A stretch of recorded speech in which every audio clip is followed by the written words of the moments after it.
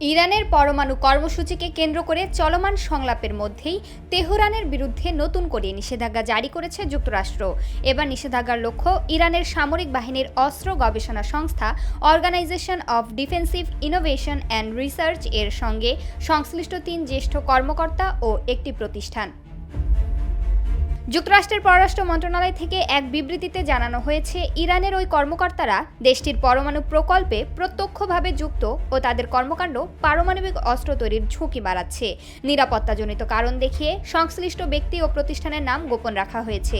তবে এরই মধ্যে যুক্তরাষ্ট্রে তাদের যাবতীয় সম্পদ জব্দ করা হয়েছে ও দেশটিতে তাদের প্রবেশ নিষিদ্ধ করা হয়েছে। কোনো মার্কিন সংস্থাও তাদের সঙ্গে আর্থিক বা বাণিজ্যিক লেনদেন করতে পারবে না।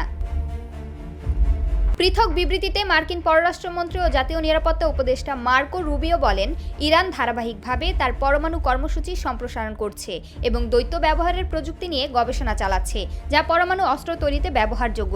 তিনি আরও বলেন, বিশ্বে ইরানই একমাত্র দেশ যার কোনো পারমাণবিক অস্ত্র নেই, কিন্তু 60% বিশুদ্ধ ইউরেনিয়াম আছে।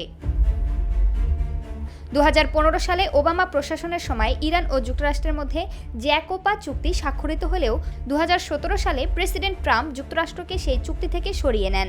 এরপর থেকে ইরান আবার তাদের পরমাণু কর্মসূচিতে মনোযোগ দেয় এবং সম্প্রতি আন্তর্জাতিক পরমাণু সংস্থা IAEA জানিয়েছে, দেশটি 60% বিশুদ্ধ ইউরেনিয়াম মজুত করেছে। এই ইউরেনিয়ামকে 90% বিশুদ্ধতায় পরিণত করলে 6টি পারমাণবিক বোমা তৈরি সম্ভব।